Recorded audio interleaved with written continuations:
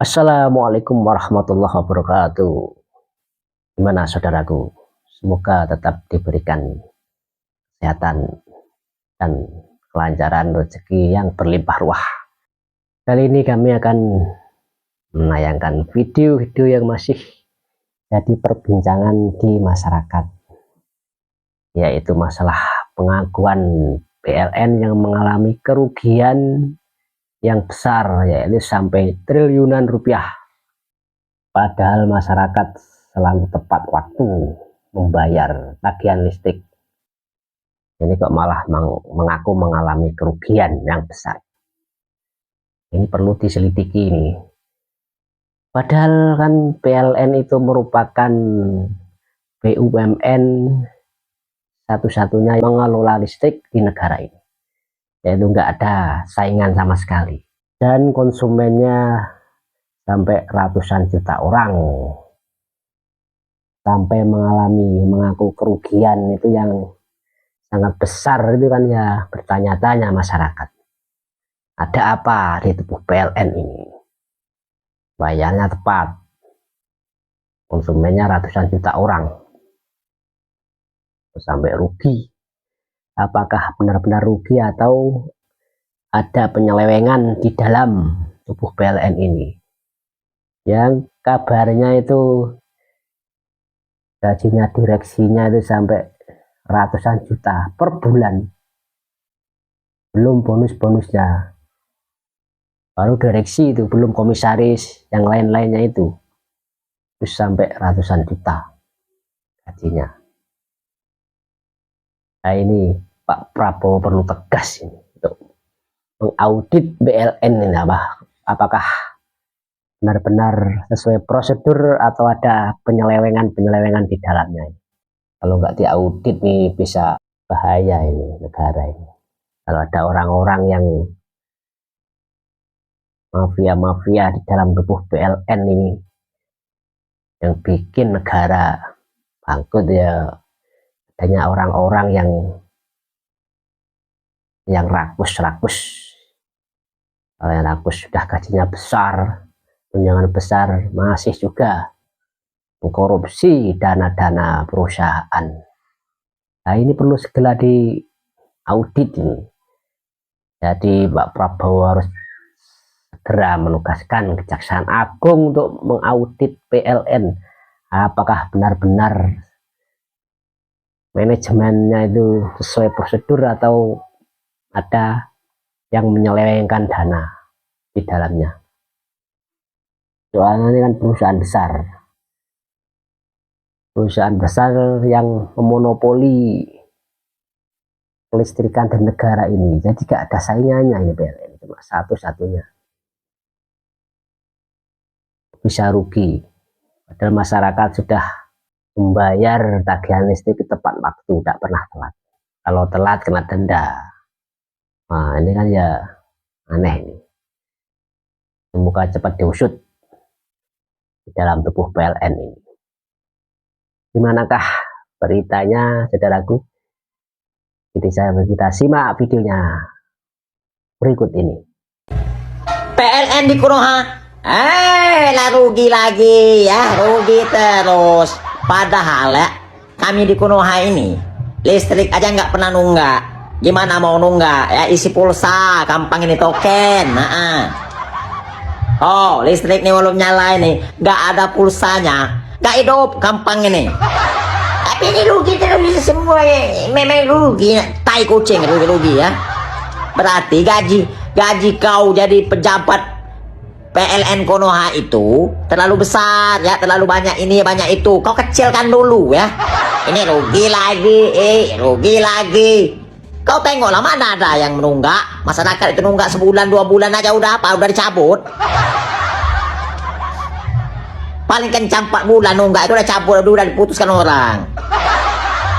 PLN di Konoha ini contohlah PLN di Indonesia. Lihat nih, untung terus PLN di Indonesia tuh.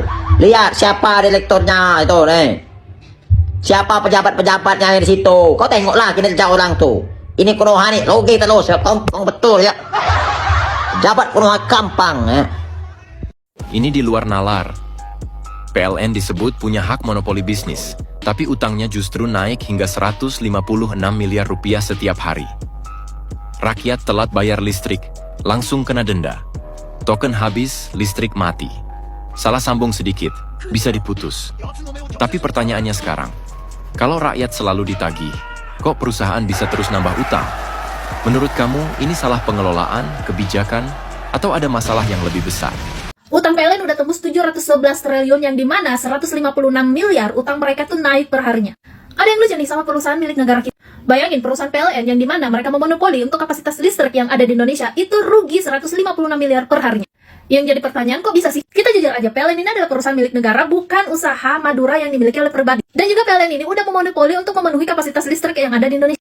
Dan otomatis ini adalah produk wajib yang pelanggan nggak punya pilihan karena mereka satu-satunya yang ada di Indonesia untuk menyuplai pasukan listrik yang ada di Indonesia. Dan ironisnya justru sistem yang udah paling aman kayak gini kerugiannya udah ratusan triliun bahkan 156 miliar utang mereka itu bertambah tiap hari. Ini bukan hal aneh loh, ini adalah tanda bahaya yang diberikan kepada kita sebagai rakyat. Kita luruskan dulu logika kita.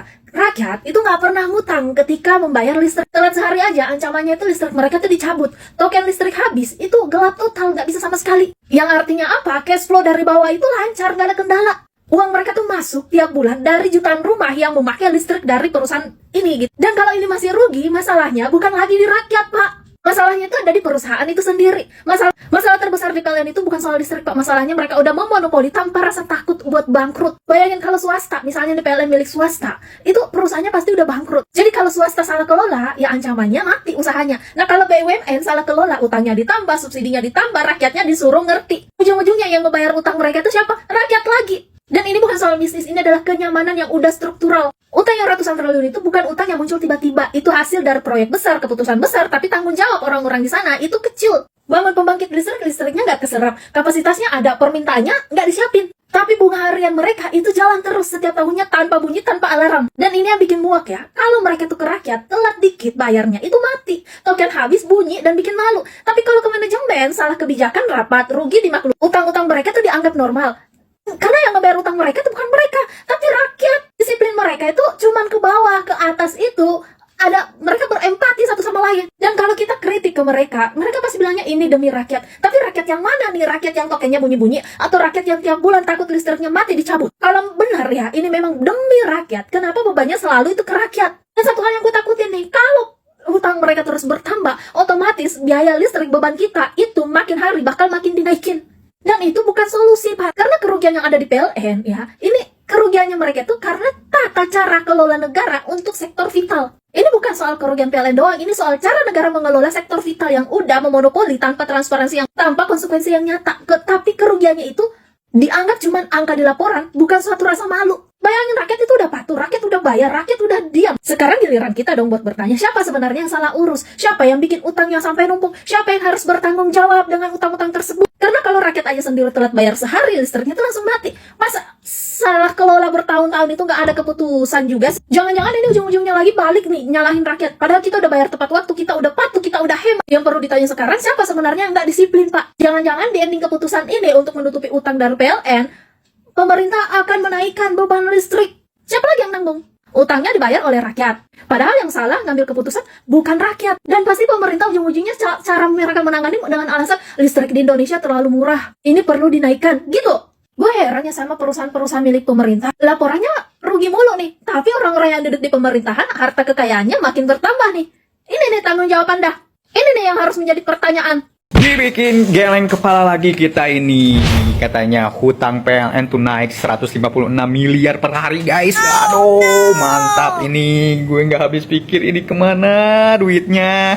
Padahal perusahaan ini nggak ada saingan. Terus kita bayar cash ya. Kalau misalkan kita telat bayar itu diputus listriknya. Apalagi yang punya token listrik tuh tut sampai tetangga juga kedengeran, bikin malu kita.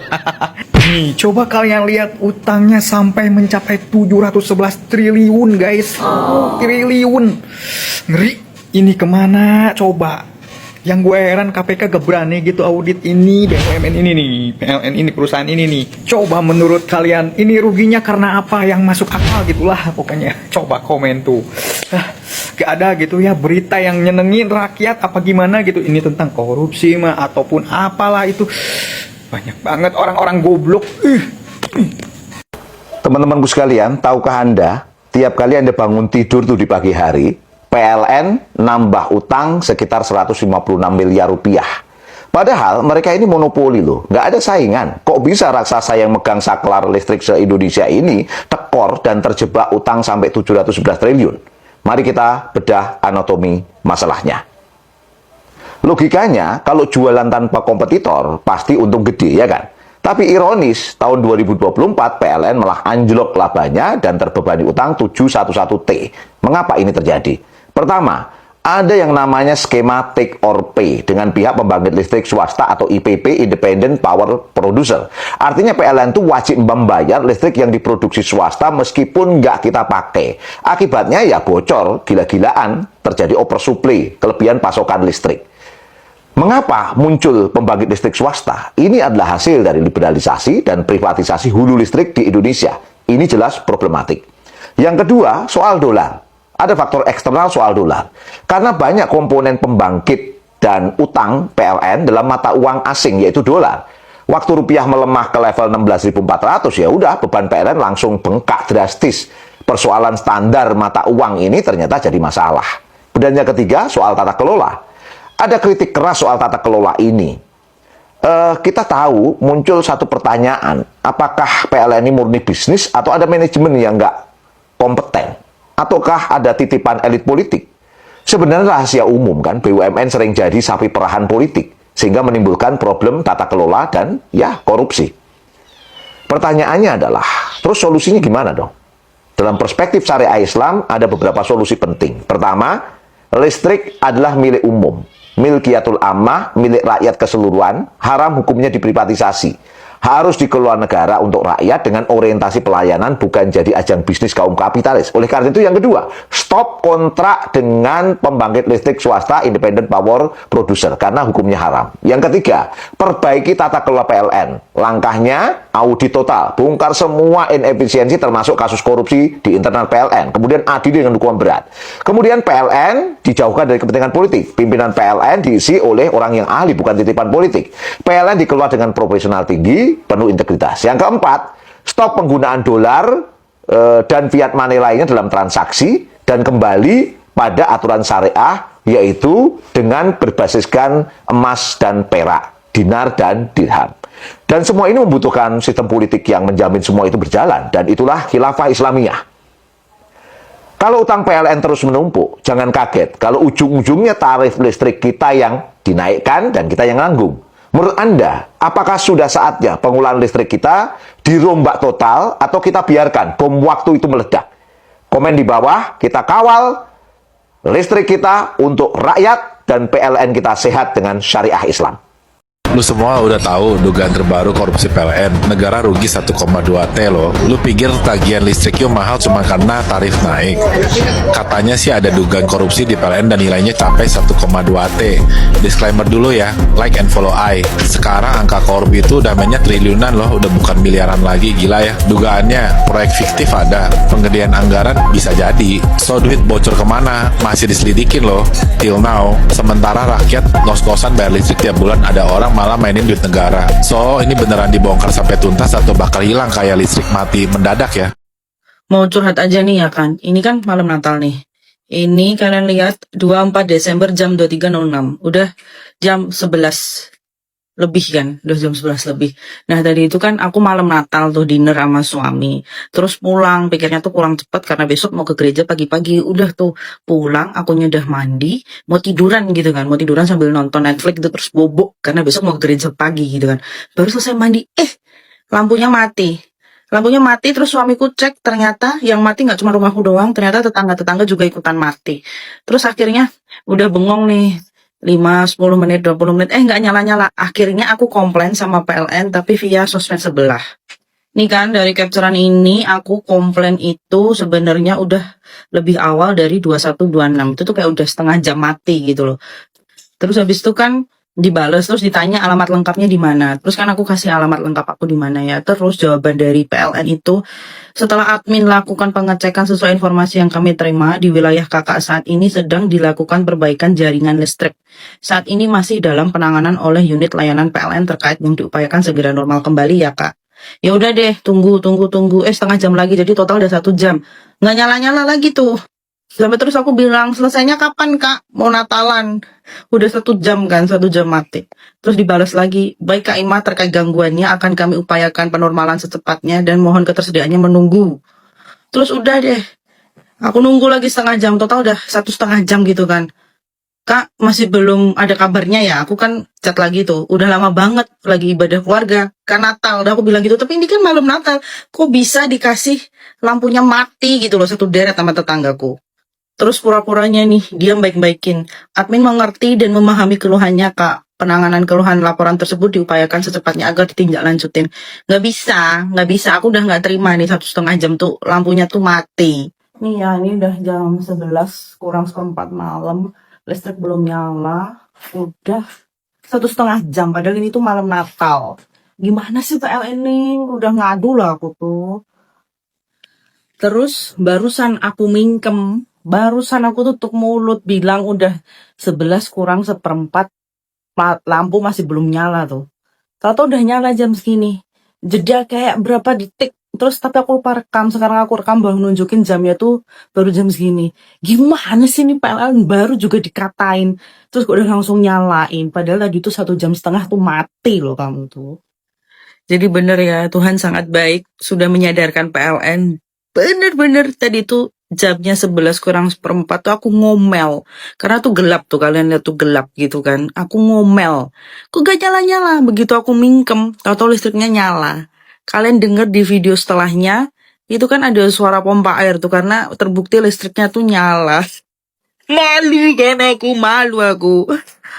Gak cuma DPR aja yang setuju, rakyat pun juga sangat-sangat setuju. Jelas DPR dukung pencabutan bonus untuk direksi BUMN yang masih merugi. Logikanya, logika orang-orang waras ya kan. BUMN merugi, tapi kenapa bonusnya masih cair? Segala sesuatu kalau ada bonus itu berarti sudah melampaui target. Sudah bisa memenuhi target. Kalau seandainya tidak memenuhi target, berarti itu kan rugi. Kenapa kalau rugi bonus-bonus direkturnya, bonus karyawannya masih tetap cair? Itulah kenapa BUMN selama ini rugi terus. PLN kelah gak masuk akal, rugi, gak ada saingannya. Kita rakyat gak pernah nunggak bayar PLN, tetap rugi. Pertamina juga rugi. Ya iyalah, bonusnya aja besar gila-gilaan. Coba gimana nih? Desakan untuk mencopot Direktur Utama PT PLN, Persero, Darmawan Prasojo, semakin menguat seiring dengan munculnya beragam isu negatif yang menerpa perusahaan pelat merah tersebut. Mulai dari kerugian yang terus membengkak, dugaan korupsi, hingga praktik nepotisme berkedok, profesional hire, disebut-sebut kian merajalela. Namun, alih-alih merespons dengan perbaikan internal, Darmawan justru dituding melakukan perlawanan sengit dengan menggergaji pejabat-pejabat manajemen atas yang dianggapnya sebagai duri dalam daging. Isu perombakan besar-besaran atau bedol desa mendadak tersiar di lingkungan PLN. Sejumlah General Manager dan Eksekutif Vice President di bawah Direktorat Manajemen Proyek dan Energi Baru Terbarukan serta Direktorat Distribusi dikabarkan menjadi sasaran. Pria banci tersebut ketakutan kehilangan jabatan sebagai Direktur Utama PLN dan pastinya Jokowi melindungi anak buah cacingannya untuk terus menjabat sebagai Dirut PLN. Karena PLN salah satu perusahaan yang rajin setor ke Jokowi. PLN rugi 711 triliun. Wow. PLN ini BUMN, Badan Usaha Merugikan Negara. Gimana bisa, Pak? Gimana bisa? Hei, kalian tuh apa kerjanya? Udahlah, ini mah seluruh pengurus PLN ini kayak cabut dah.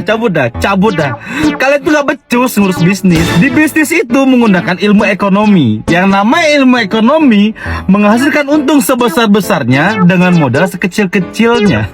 Nah, ente di ilmu ekonomi aja nggak masuk, Pak. Kalau pengusaha itu ketika punya saingan, kita akan berusaha untuk mencari tahu kekurangan saingan kita, biar kita bisa meningkatkan daya jual kita, biar kita keuntungannya besar. Ini kalau ada pesaing. Ente kan nggak ada saingan, bos. Semua listrik di Indonesia ini ente monopoli. Semuanya lewat ente. Dan kami bayar tunai. Kok bisa ente punya hutang? Hei! Gaji direksinya kegedean, Pak. Coba spill dulu deh, gaji dan tunjangannya berapa? Pak Menteri BUMN juga kayak lagi bobo nih. Gak tertarik gitu, Pak, baru mencari tahu kok bisa PLN perusahaan tanpa kompetitor. Gue tegaskan sekali lagi ya, tanpa kompetitor rugi. Duitnya kemana? Terus ente ngutang buat apa, bos? Buat apa ente ngutang? Beneran deh gue tanya, buat apa? Aduh, ini salah satu berita terkocak abad ini nih. Ini kayak kalau luar negeri tahu kondisi ini diketawain, Pak. Udah mah satu-satunya, warganya ada ratusan juta jiwa, tapi rugi. Kami mahasiswa menolak keras pernyataan Menteri ESDM yang mengusulkan kenaikan harga token listrik dengan dalih agar PLN tidak rugi. Dan rakyat belajar hemat adalah pernyataan yang tidak berpihak, tidak berempati, dan gagal memahami realitas rakyat. Rakyat tidak perlu diajari berhemat melalui kenaikan tarif. Rakyat membutuhkan keadilan, pekerjaan yang layak, dan kebutuhan pokok yang terjangkau. Kalau PLN bermasalah, benahi manajemennya. Kalau negara defisit, pangkas pemborosan elit. Jangan jadikan rakyat kecil korban kebijakan gagal. PLN pakai sistem perusahaan asing. Data pelanggan ikut diserahkan. Direktur Utama PLN, Darmawan Prasojo harus bertanggung jawab atas penggunaan perusahaan Cina yang mengelola manajemen penggunaan listrik. Karena perusahaan asal Cina tersebut diberikan akses untuk mengetahui data pelanggan PLN, termasuk profiling hingga nomor induk kependudukan. Darmawan Prasojo yang adalah loyalis Jokowi serta bagian penting dari geng Solo memang tetap bertahan menjadi Direktur Utama PLN untuk tetap memasok logistik serta uang dari korupsi dan kolusi listrik rakyat untuk menghidupi keluarga Jokowi dan partai PSI. Data pelanggan PLN tentu saja menjadi barang jualan, terutama di jaringan kartel scammer Asia Tenggara. Kong-kalingkong Darmawan Prasojo dimulai bersamaan dengan Luhut Binsar yang waktu itu menjadi Menteri Urusan Investasi. Luhut Binsar menggandeng banyak perusahaan Cina dan Singapura untuk masuk ke proyek strategis nasional, diantaranya PLN. Maka dari itu, sekarang tidak ada lagi pencatat meteran listrik yang datang ke rumah untuk mencatat pemakaian listrik pada sistem pasca bayar. Sistem tersebut dijalankan perusahaan Cina yang sudah mendapat data dan profil pelanggan PLN. Bukan cuma pemakaian listrik rumah tangga, pemakaian listrik instansi militer pun sudah terbaca perusahaan Cina. Dan ini sangat bahaya, karena pihak asing sudah mengetahui kekuatan militer Indonesia melalui penggunaan listrik dan mengetahui lokasi instansi militer dari Sabang sampai Merauke. Sementara, harga token listrik yang terus naik dan tidak transparan sejak Darmawan Prasojo menjadi Direktur Utama PLN adalah harga yang harus dibayar Prasojo karena setiap bulannya ia harus setoran ke Solo. Selisih harga token listrik dengan nilai KWH-nya pun semakin jauh. Padahal, listrik merupakan kebutuhan yang disubsidi pemerintah. Sudah saatnya Menteri Keuangan Purbaya mengusut kinerja Darmawan Prasojo yang buruk sebagai Dirut PLN.